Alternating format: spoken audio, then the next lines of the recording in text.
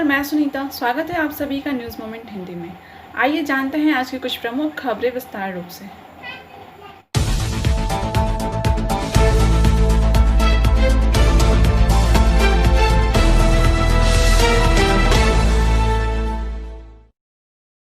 Senior reporter विकास प्रसाद के अनुसार पारबीले एवं दुबेश्वरी कॉलेरी ज्वाइंट एक्शन कमेटी के संयुक्त तत्वाधान में कानन बिहारी नियोगी की अध्यक्षता में शनिवार को ईसीएल के जोधपुर क्षेत्र के धांगाजोर में कोलियरी खोले जाने की मांग पर पारबीले कोलियरी अतिथि गृह में एक महत्वपूर्ण बैठक आयोजित की गई। नेताओं ने धांगाजोर को खोले जाने की मांग पर 22 सितंबर को पारबीलिया कोलियरी अभिकर्ता को डेमोन्स्ट्रेशन देने के साथ ही आगे की रणनीति तैयार करने का निर्णय लिया। हमारे बीच हैं ज्वाइंट एक्शन कमेटी के रामकृष्ण चौबे जी, बोधनारायण सिंह जी और भी अन्य हमारे नेतागण हैं। आप बताएं कि आज की बैठक में क्या हुआ। आज के बैठक में निर्णय लिया गया कि हम लोग धांगाजोर कोलियरी के खोलने के लिए बहुत दिन से प्रयास चल रहा है। कभी कह रहा है लोग कि खुलेगा, बहुत आगे तक बढ़ गया था, लेकिन अभी तत्काल इसमें ब्रेक लग गया है। उस ब्रेक को तोड़ने के लिए हम लोग संयुक्त मोर्चा पारबलिया ग्रुप का, ये पारबलिया दुबेश्वरी ग्रुप का टोटल ट्रेड यूनियन ने एक डिसीजन लिया है। वो डिसीजन क्या लिया है कि हम लोग एक संयुक्त बैठक करके मैनेजमेंट के साथ बैठेंगे, एरिया लेवल में बैठेंगे, हेडक्वार्टर लेवल में बैठेंगे। इस आंदोलन को हम लोग धारदार बनाएंगे और धांगाजोर प्रोजेक्ट को खोलने के लिए जितना भी संघर्ष करना पड़े, ट्रेड यूनियन यहाँ जो संयुक्त मोर्चा है वो आंदोलन के लिए तैयार है। 1997 में तत्कालीन कोयला मंत्री कांति सिंह यहाँ आने वाली थी इसका उद्घाटन करने के लिए। आखिर ऐसा क्या हुआ कि रुक गया, अब बाद में फिर क्यों रोका रह गया? कि सरकार की पॉलिसी जो है ये पॉलिसी फेल कर गया। ऐसे हम लोग कंपनी जो आपको पावापुर में सुने होंगे, अजीत पंजा जी जो थे कोयल मिनिस्टर, वो कुछ नौकरी भी आपको दिए, वहाँ पर कुछ काम भी हुआ, लेकिन वहाँ पर सक्सेसफुल नहीं हुआ। यहाँ पर बहुत बड़ा सीम है, 18 मीटर से ज़्यादा का सीम है हम लोग को धांगाजोर का, और ये कोयला जो है का बहुत बड़ा भंडार है यहाँ।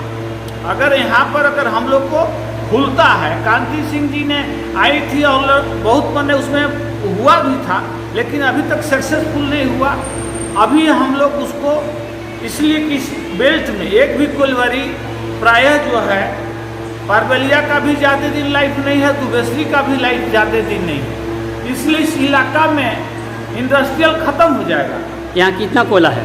यहाँ पर अभी तो अनुमान वैसा देखिए कितना टन अभी 1.8 लाख के मिलियन टन कोयला है।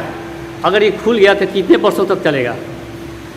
अभी तो टेक्नोलॉजी है इसका, कम से कम तो 20 बरस से ज़्यादा ही चलेगा, 20-30 बरस इसका लाइफ होगा। इसलिए कि अभी तो मान लीजिए नया टेक्नोलॉजी लोग बोलते हैं कि मैंने टोटल नया मैकेनाइज माइन करेंगे ये लोग, तो मैकेनाइज माइन प्रोडक्शन ज़्यादा करेगा, तो कम से कम 20-30 साल से ज़्यादा चलेगा। कितने लोगों को रोजगार मिलेगा इससे? इसमें हजारों लोग का रोजगार मिलेगा, एक ही हजार ही मत कहिए। ये टोटल बेल्ट का मतलब कहने का मतलब यहाँ का वर्कर जैसे पारबलिया बंद होता है तो दुबेश्वरी जब भी होता है तो शिफ्ट उच करेंगे, प्लस जैसे कि बहुत माने हजार क्या 10-20 हज़ार का तो रोजगार मिलेगा ही। यहाँ पर मार्केट का आपको समझ लीजिए रौनक बढ़ जाएगा। मार्केट में जब पैसा आएगा तो खर्च ही होगा। अच्छा, पिछली बार ऐसी बात आई थी कि यहाँ प्रोडक्शन जितना लागत होगा उसका रेट कोयला का बहुत कम मिलेगा, इस बार में आप क्या कहेंगे? इसमें हमारा कहने का मतलब है कि हम लोग सोच रहे हैं, लेकिन हम लोग अगर प्रोडक्शन ज़्यादा करेंगे, लागत अगर मान लीजिए हम लोग प्रोडक्शन लागत से ज़्यादा करेंगे तो हम लोग को लाभ होगा ही। कौन सा ग्रेड का कोयला यहाँ है? किस ग्रेड का कोयला यहाँ है? बी ग्रेड का कोयला है इसमें। बी ग्रेड का। पीछे बोधनारायण जी, आप बताएं कि आखिर कैसा रुकावट आ गया? पहले तो ईसीएल CMPDIL ने प्रोग्राम बनाया, प्रोजेक्ट भी बनाया, इसके बाद कार्य का आदेश भी दे दिया, फिर क्या बात हुई कि रुका रह गया इतने वर्षों तक? एक्चुअली हम लोग आज बैठक जब हुई, बैठक में कई तरह की बातें हुई। सामने में आया कि जो जहाँ हम लोग का प्रोजेक्ट बनने वाला है वहाँ पर वो जो ज़मीन है वो किसी कंपनी को दे दिया गया। वो कंपनी वहाँ से मीथेन गैस निकालेगी, इसलिए बोले ये प्रोजेक्ट को मान्यता नहीं मिला और अभी पोस्टपोन कर दिया गया। मीथेन गैस के लिए रानीगंज कोल ब्लॉक जो है उसको चिन्हित किया गया है, वहाँ से निकाला जाएगा कोल ये मीथेन। यहाँ कितना मीथेन होने की संभावना कंपनी द्वारा आपको पता है, आपकी जानकारी में? ऐसा कोई माने नाप तौल कुछ हुआ नहीं है, लेकिन ये आशंका है किस कंपनी को दिया गया है, किस स्तर पर दिया गया है, इसका कोई मापदंड है नहीं। अंधकार में ही बताया जा रहा है कि जब हम लोग का ढांगाजोड़ प्रोजेक्ट के लिए प्रपोजल आया, हमारे जब एरिया लेवल पर जब मीटिंग हुई तो बोला गया कि इन्वायरमेंट का परमिशन हो गया, सब कुछ हो गया, अब ढांगाजोड़ 2023 में चालू हो जाएगा। और 2023 में चालू होने का मेन मकसद है कि परबिलिया का जो मेन पावर है, परबिलिया में कोयला कम रहने के कारण बोला 2023 तक हो सकता है, संभावना है कि परबिलिया बंद हो जाएगा। तो यहाँ का जो मेन पावर है वो ढांगाजोड़ में लगाया जाएगा। इसके उद्देश्य से वहाँ पर कोयला ये प्रोजेक्ट चालू करने का ये। बाद में कितनी बार बैठक हुई गांव वालों के साथ ताकि ज़मीन का अधिग्रहण किया जा सके, लेकिन रेट पर संभावना नहीं बनी, इसके चलते फिर मैटर को वहीं रोक दिया गया। इसके बारे में क्या कहेंगे आप? वहाँ के जो लैंड ऑनर सब है, लैंड ऑनर से बातचीत भी हुई थी, वो लोग एग्रीड भी थे लैंड देने के लिए, लेकिन जिसका लैंड है उसी को नहीं पता है कि उसका लैंड किसी कंपनी को गैस निकालने के लिए दे दिया। ऐसे तो प्रोजेक्ट को स्टार्ट करने के लिए सबसे पहले 97 में उस समय के जो कोयला मंत्री थे कांति सिंह, वो आए, लेकिन किसी कारण बस उनका प्रोग्राम स्थगित हो गया। उसके बाद में 2 डेट हुआ, उस डेट में भी नहीं। और अभी फिलहाल जो CMPDI का जो आपका सर्वे है, सर्वे के मुताबिक जो है वो अगर ओपन अगर हो रहा है तो लाभ होगा। ऐसा कोई बात नहीं कि वहाँ पर उस सब ज़माना में बोला था कि लॉस होगा, उस समय कोई वहाँ सर्वे नहीं होता। आज ऑलरेडी वहाँ CMPDI सर्वे करके बताया जा रहा है कि वहाँ जो कोयला है उसका वो लोग बता रहे हैं कि देखिए जो कोयला जियोलॉजिकल जो रिजर्व कोयला 32.38 मिलियन टन कोयला, उसके बाद में आपका डिग्री माइन 2 माइन है, और आपका एरिया इसका है 10.90 स्क्वायर किलोमीटर। तो इसका क्षेत्र बहुत बड़ा है। अगर वहाँ अगर ढांगाजोड़ प्रोजेक्ट हो रहा तो इस बेल्ट में रौनक रहेगा। और आज देखिए भामोरिया आप जाइएगा तो देखिएगा शाम को ही वहाँ एक आदमी नहीं मिलेगा, 10, 20, 50 दुकानें था, अभी 2 दुकानें सिर्फ चाय का। अगर कल भविष्य में परबिलिया बंद हो जाएगा तो अगर ढांगाजोड़ नहीं खुलेगा तो जो भामोरिया आज का दृश्य है, फिर भविष्य में परबिलिया उसी दृश्य। 22 सितंबर को आप लोग डिमॉन्स्ट्रेशन देने वाले हैं परबिलिया कोयला अभिकर्ता को, इसके बाद बात नहीं बनी तो क्या करेंगे आप? उसके बाद में हम उसके आगे जो GM है उसके ऊपर हेडक्वार्टर है, उसके बाद में जो हमारा लोकल मिनिस्ट्री लेवल तक जरूरत पड़ेगा तो हम लोग लड़ेंगे। हम लोग सभी समाज को लेंगे, जो यहाँ का मजदूर है, यहाँ का व्यवसायी है, यहाँ के MLA है, यहाँ के मंत्री हैं, उनसे सहयोग लेंगे। यहाँ के सभापति है, हमारा सभापति इस मामले में कई बार मदद कर भी चुके हैं। हमारा माइन आपका परबिलिया माइन आपका वायलेशन लगा के बंद कर दिया गया था। उस समय क्षेत्रीय लोग MLA MP अब ब्लॉक प्रेसिडेंट आकर के सभी मदद दिया, परबिलिया को रीओपन किया। इसलिए हमारा जो लोकल है, हमारा जो ट्रेड यूनियन है, हमारा जो लोग है, उसमें जज्बा है किसी चीज़ को हासिल करने के लिए। इस जज्बा को लेकर के हम लोग आगे बढ़ रहे हैं और हम लोग रिजल्ट का चिंता नहीं कर रहे हैं। हम लोग लड़ाई के लिए आगे बढ़ रहे हैं और भविष्य में जो होगा वो देखा जाएगा। अगर परबिलिया कोयला या दूसरी कोयला बंद हो जाए तो आपको क्या अनुमान लगता है कितने परिवार यहाँ बेरोजगारी के कगार पर होंगे? अभी तो सेवानिवृत्तियाँ ज़्यादा हो रही है। वो उसके बाद में बताया गया कि जब 2023 में जो प्रपोजल ढांगाजोड़ का था उस समय अनुमान लगाया गया था, तो उसमें परबिलिया का मेन पावर 300 से 350 था। तो 350 अगर 5 भी है तो गोटा इलाका में लाखों लाख लोग इफेक्टेड होंगे। 1-2 नहीं, दुकानें करीब हज़ारों दुकानें हैं, सब्जी मार्केट है, दूध वाले, फल वाले सभी इफेक्टेड है। बहुत बड़ा प्रभाव पड़ेगा। Thank you.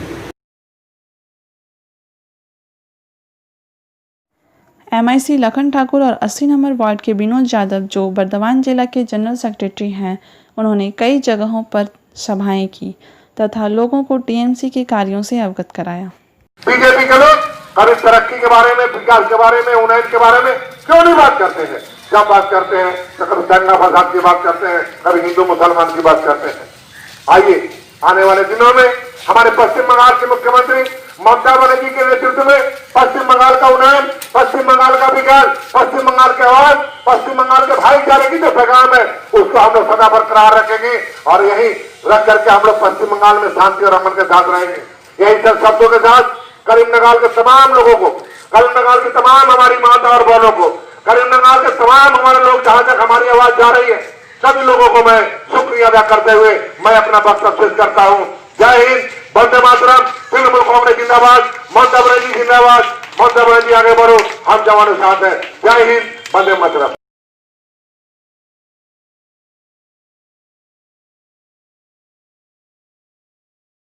Sir Mohammad Shakil Ahmad, जो 3 बार councillor, ex MIC of Asansol municipal corporation और एक्स बोरो चेयरमैन रह चुके हैं, उन्होंने रविवार को मलय घटक की उपस्थिति में ऑल इंडिया तृणमूल कांग्रेस को ज्वाइन किया। इसके अलावा वहां उपस्थित रहे Veer Shivdasan Dasu, general secretary of West Bengal Trinamool Congress, Amarnath Chatterjee, chairman of Asansol municipal corporation, Abhijit Ghatak, general secretary Paschim Bardhaman Trinamool Congress, Gurudas Chatterjee, councillor and president Asansol north block 1 Trinamool Congress, Utpal Sinha, president Asansol north block 2 Trinamool Congress, Shagir Alam Qadri sir, general secretary of Paschim Bardhaman Trinamool youth Congress, Baby Khatun, Tabrez आलम इत्यादि।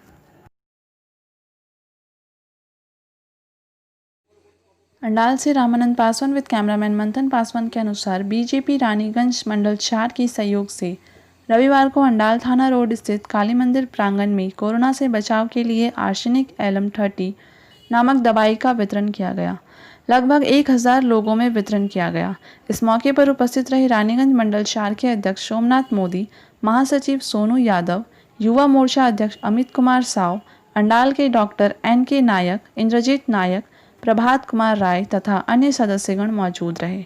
इस संबंध में रानीगंज मंडल 4 के अध्यक्ष सोमनाथ मोदी ने कहा, प्रधानमंत्री नरेंद्र मोदी के 70वें जन्मदिन पर सेवा सप्ताह मना रहे हैं, जिसका रविवार को अंतिम दिन रहा। अंतिम दिन 1000 लोगों के बीच कोरोना से बचाव के लिए यह आर्सेनिक एलम 30 नामक दवाई दी गई। इसके अलावा 14 सितंबर से आज तक विभिन्न प्रकार की सामाजिक मूलक कार्य किया गया। 14 তারিখ থেকে 19 তারিখ পর্যন্ত অনেক সেবামূলক কার্যক্রম করেছি। আমরা আজকে 20 তারিখে এই লাস্ট দিনে আমরা ডক্টর কেপি নায়কের নেতৃত্বে অর্থাৎ সেলিটরঙ্গের মাধ্যমে বিশ্ব যে আজ করোনা মহামারীর মাধ্যমে জর্জরিত হয়ে আছে, এই কোভিড-19-এর ইমিউনিটি পাওয়ার, মানুষের মধ্যে ইমিউনিটি পাওয়ার বাড়ানোর জন্য আমরা আর্সেনিক অ্যালবাম 30 দিচ্ছি বিনামূল্যে, এবং এটা আমাদের ভারতীয় জনতা পার্টির রানীগঞ্জ মণ্ডল করে পক্ষ থেকে দিচ্ছি। আমাদের টার্গেট আছে, ইতিমধ্যে আমরা 1000 জন মানুষকে দিয়েছি। আমাদের টার্গেট আছে 10,000 মানুষকে দেওয়ার মতন। এই কর্মসূচি আমরা পালন করছি। आपका नाम? मेरा नाम सोमनाथ मोदी है, रानीगंज मंडल कोर का प्रेसिडेंट हूँ। धन्यवाद। राज्य में डेंगू पर विजय पाने की सफलता पर रविवार को आसनसोल नगर निगम की ओर से साकतोड़िया में डेंगू विजय अभियान चलाया गया। इसका नेतृत्व पार्षद अभिजीत आचार्य ने किया। जुलूस में कुल्टी ब्लॉक तृणमूल के अध्यक्ष विमान आचार्य, 9 नंबर बोरो चेयरमैन देवी बावरी, सैनिटरी इंस्पेक्टर, 9 नंबर बोरो इंजीनियर सहित अन्य लोग उपस्थित थे। जानकारी के अनुसार डेंगू पर विजय पाने में मिली सफलता पर रविवार को डीसलगढ़ मोड़ स्थित 9 नंबर बोरो कार्यालय से साकतोड़िया सुभाष बोस मोड़ तक रैली निकाली गई, जिसमें ICDS की महिलाएं, नगर निगम के क्षेत्रीय कर्मी सहित अन्य लोगों ने भाग लिया। इस दौरान सभी लोगों के हाथों में डेंगू से सतर्कता संबंधित इबारतें लिखी हुई तख्तियां थी। इसके साथ ही प्रचार गाड़ी द्वारा डेंगू से बचाव के लिए सावधानियां बताई जा रही थी। इसके तहत घरों के आसपास जहां तहां नालियों, गड्ढों आदि में जल का जमाव न होने देने की अपील की गई। আমাদের এই এলাকার বিশিষ্ট সমাজসেবী এবং তৃণমূল কংগ্রেসের সভাপতি বিমান আচার্য মহাশয়, বরাকরের বিশিষ্ট সমাজসেবী এবং কুলটির বিশিষ্ট ব্যক্তি মুসলিমরা, আমাদের ICDS এর মহিলারা এবং সর্বোপরি আমাদের যারা কর্পোরেশনের লেবাররা আছেন, আমাদের স্যানিটারি ইন্সপেক্টর স্বপন বাবু এখানে উপস্থিত আছেন, আমাদের 9 নম্বর বোর্ডের অ্যাসিস্ট্যান্ট ইঞ্জিনিয়ার কুমার সাহেব এখানে উপস্থিত আছেন। আমি প্রথমেই তার জন্য তোমাদের অনেক অনেক অভিনন্দন এবং গর্বের সাথে বলি, আসানসোল মিউনিসিপাল কর্পোরেশন, বৃহত্তর আসানসোল মিউনিসিপাল কর্পোরেশন তৈরি হওয়ার পর কোথাও না কোথাও এই এলাকার মানুষও অনুভব করেছে যে পরিষ্কার পরিচ্ছন্নতার যে মাপদণ্ড যে কি পরিমাণ বেড়ে গেছে। রাস্তায় কোনো আবর্জনা বলে কিছু থাকে না, ওনার মাত্র কি আমাদের গাড়ি সেগুলো তুলে নেয় এবং গ্রামের ড্রেন সাফাই থেকে শুরু করে যেখানে জমা জল উপস্থিত থাকে সেগুলো আমাদের লেবাররা পরিষ্কার করে যাতে এলাকা ডেঙ্গু মুক্ত হয়। এবং আজ খুবই গর্বের দিন এবং আমাদের মাননীয় মুখ্যমন্ত্রী মমতা বন্দ্যোপাধ্যায় যে ডেঙ্গু বিজয় উৎসবের ঘোষণা করেছে তারই একটা অংশ আজ কিশোরগড়ে পালিত হলো। তাই আরেকবার এই এলাকাবাসীকে নির্বিঘ্নে যাতে সুস্থ থাকেন এবং নিজের বাড়িতে যে পরিষ্কার জল জমা আছে সেগুলো পরিষ্কার করুন এবং পুরো এলাকা ডেঙ্গু মুক্ত করার জন্য আমাদের সৈনিক যোদ্ধারা তৈরি আছে এবং এলাকা পরিষ্কারের জন্য তৈরি আছে। আমাদের নজরের বাইরেও যদি কোথাও অপরিষ্কার বা অপরিচ্ছন্নতা থাকে তাহলে আপনারা আমাদেরকে জানান, সেগুলো পরিষ্কার আমরা করব। আরেকবার সবাইকে আমার শুভেচ্ছা অভিনন্দন জানিয়ে আমার বক্তব্য শেষ করছি। জয় হিন্দ, বন্দে মাতরম। এবং আজকের এই ডেঙ্গু উৎসবের র্যালি আমরা এই নেতাজি সুভাষচন্দ্র বসুর স্ট্যাচুর সামনে আমরা সমাপ্ত করলাম। অনেককে অনেক অনেক ধন্যবাদ।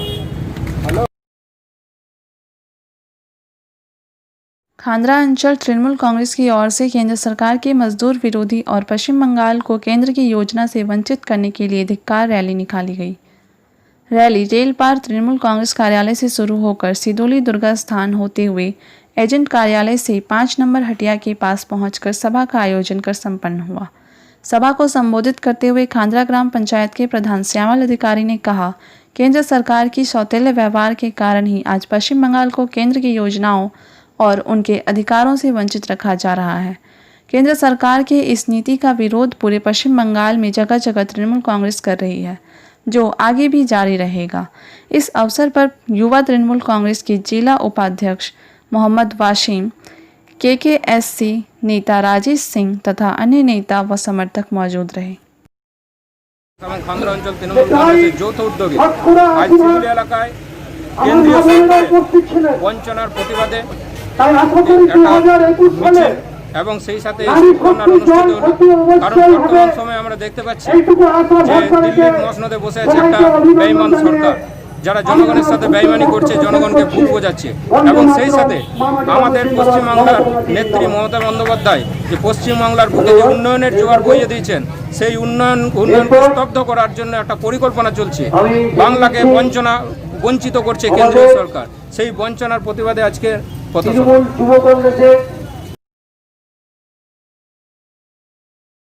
पुरुलिया जिला के नितुड़िया ब्लॉक तृणमूल कांग्रेस द्वारा रायबांध, गुनियारा तथा हुड़ा ब्लॉक तृणमूल हुड़ा में राज्यों को केंद्र सरकार द्वारा मिलने वाली सुविधाओं से पश्चिम बंगाल को वंचित रखे जाने के विरोध में रविवार को प्रतिवाद जुलूस निकाला गया।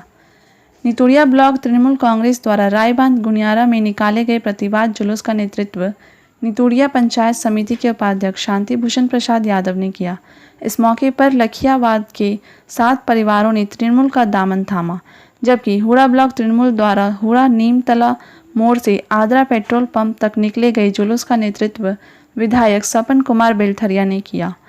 यहाँ इस मौके पर काशीपुर विधायक सपन कुमार बेलथरिया, हुड़ा ब्लॉक तृणमूल कांग्रेस के अध्यक्ष सुभाष महतो सहित अन्य लोग उपस्थित थे।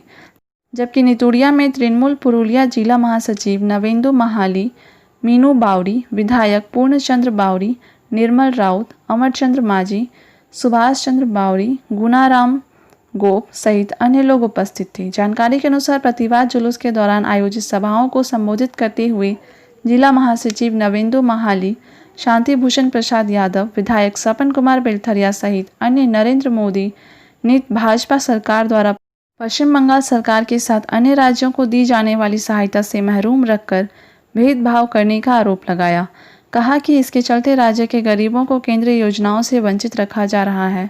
राज्य की जनता इसका ज़रूर जवाब देगी। कहा, केंद्र सरकार की नीति के परिणाम स्वरूप राज्य के प्रवासी श्रमिक केंद्र सरकार की गरीब कल्याण योजना से अब तक वंचित हैं। केंद्र सरकार द्वारा राष्ट्रीय संस्थानों को गैर राष्ट्रीयकरण करने का भी आरोप लगाया। कहा कि इससे कालांतर में श्रमिकों के शोषण की प्रक्रिया को बल मिलेगा। इसे जनहित विरोधी बताया और आगे आने वाले विधानसभा चुनाव में केंद्र सरकार की जन विरोधी नीतियों के विरुद्ध तृणमूल को वोट देकर भारी मतों से जीत दिलाने का आह्वान किया।